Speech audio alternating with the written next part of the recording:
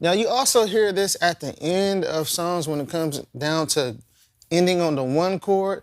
Like for example, I'll take the latter half of the song, "Oh How I Love Jesus." Oh, how I love Jesus, because He first loved. Right here.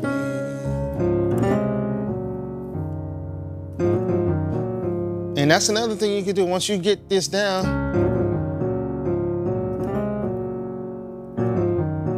I'm just playing around with the same intervals.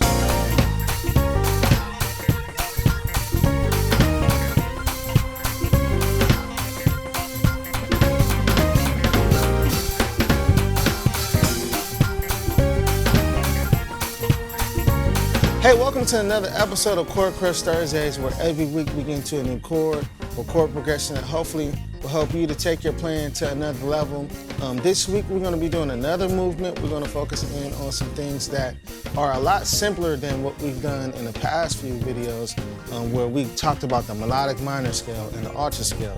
Now we're going to actually create some movements strictly from the major scale, and these are movements that you hear a lot in church music, and these are things that are going to help you to be able to transition to different keys and a whole lot more. So you've probably heard if someone says, "Put me in the key of D flat," you'll hear this.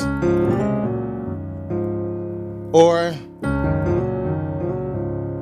stuff like that. So we're gonna break down some of these movements, and we're gonna continue to build on the next up and coming videos. We're gonna make this one short. We're gonna make sure that you can take this concept, really digest it, and then we're gonna build upon it and give you other alterations and things that you can do in more up and coming videos. So put on your seatbelt, we're about to get started.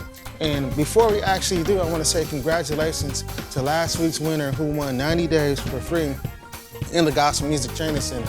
We do this every week. All you gotta do is get in the comments, and we actually pick a random commenter every week, week to week, to win 90 days for free in the Gospel Music Training Center. And stick to the end of the video, we're gonna actually pick another winner. So if you were in the comments last week, you got a chance to win 90 days for free in the Gospel Music Training Center, the world's best training center to learn how to play gospel music. All right, so we're about to get started, but before we do, make sure you hit that like button. That's absolutely free for you to do. It helps our channel to grow, and let's get this video to 1,000 likes. Help me to do that. And also, if you're new to the channel, make sure you hit the subscribe button as well as the notification bell. That way you don't miss out on any of the future content we got coming your way. And one more thing, if you want the PDF download with all the chords and movements from this particular video, as well as all the previous Chord Crush Thursdays, you can download that for free simply by texting the number on the screen. Text CRUSH to the number that you see on the screen, and it's also in the description below. All right, so let's get started. We're gonna be in the key of D flat. Let's check out the number system scale. So D flat is the 1, E flat is the 2, F is the 3, G flat is the 4, A flat is the 5, B flat is the 6, C is the 7, and then we're back at the 1 D flat.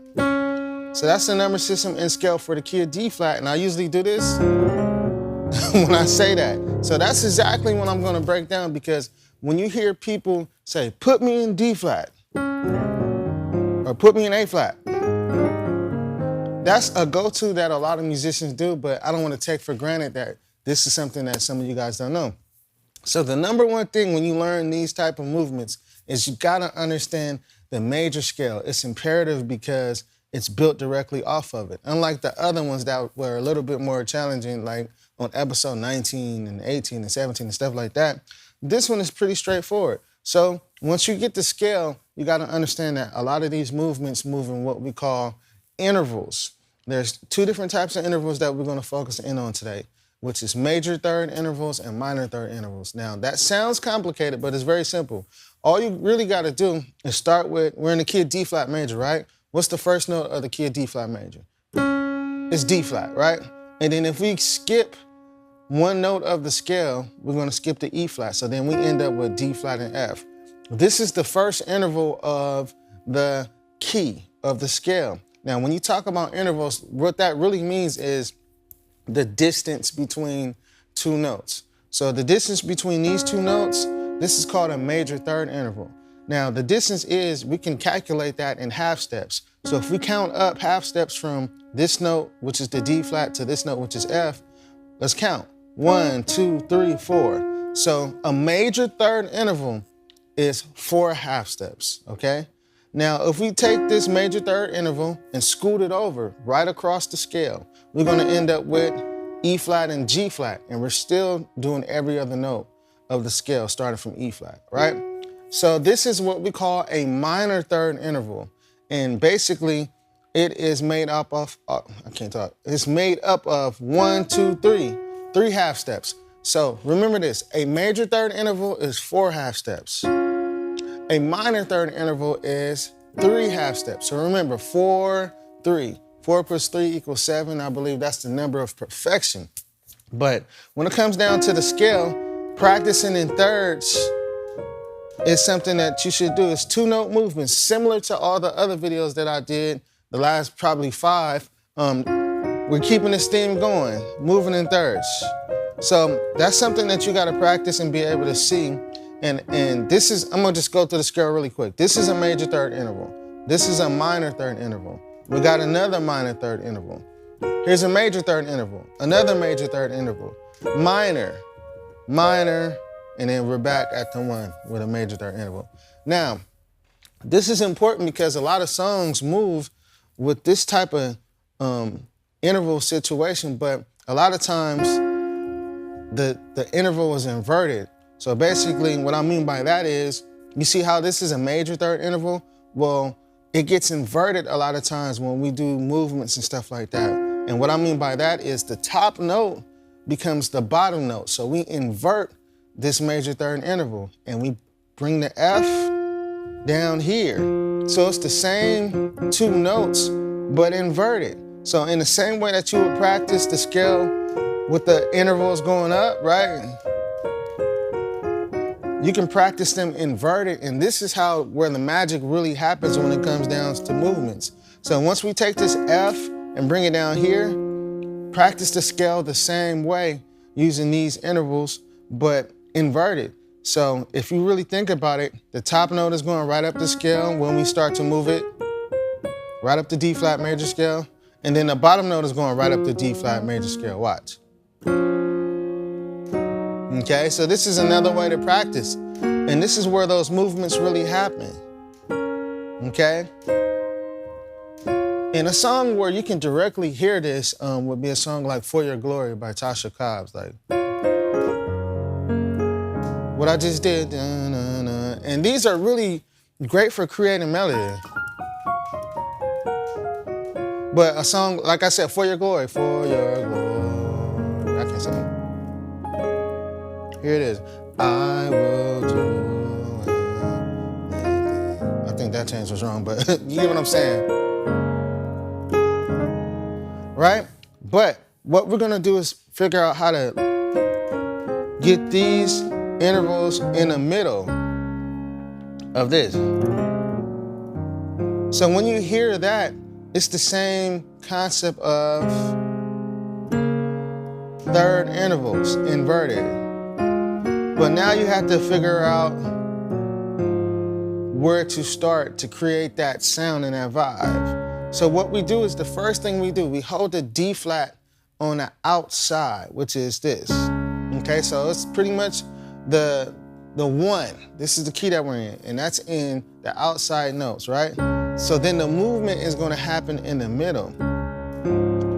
Okay, so we got D flat in the left hand and then F in the right. Okay, so this is the typical one that you would hear. So hit the outside notes first, and then hit the middle one, A flat and F. And then now we're gonna actually go up to the C and A flat.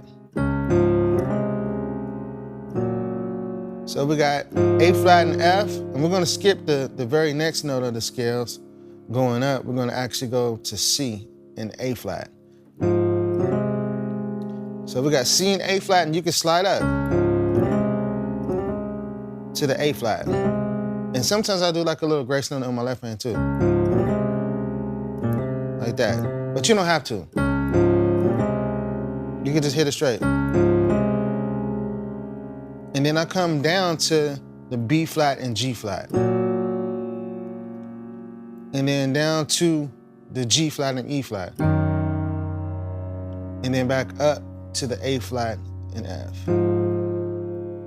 So how you can practice this is like this.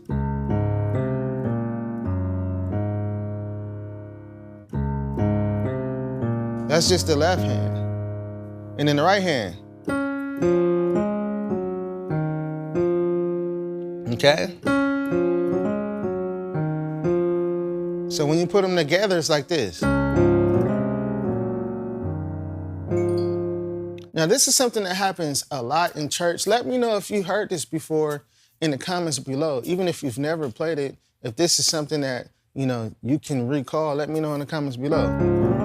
But you can also take the same movement and instead of hitting the C, which is pretty much the major 7 in the key. So like the left hand is like going from the 5 to the 7. 5, 7, 6, 4, 3. And this would be considered the major 7, right? And it sounds like this. But you can actually take that major 7 and flat it, and it's going to give you more of a dominant church sound. So when you hear churchy stuff, that's going to change the dynamic.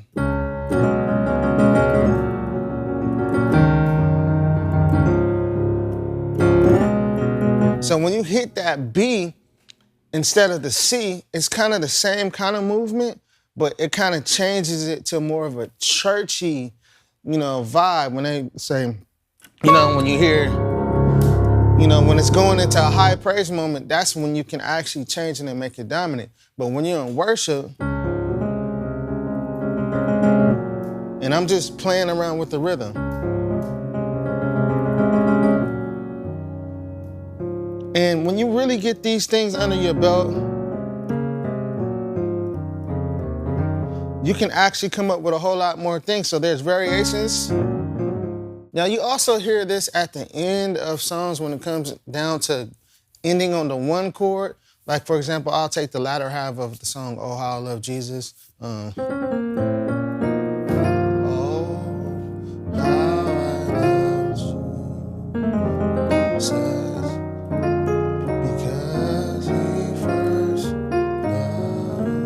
Right here.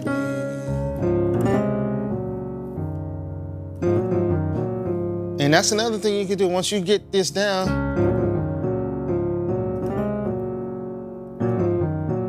I'm just playing around with the same intervals. So once again, you can use this as a transition. If someone says, put me in D flat, you can go. Right? You can also use it if you end up going to the 1 kind of like on the latter part of a song where you're kind of ending, you know what I'm saying? So like, Oh How I Love Jesus, the song example I use.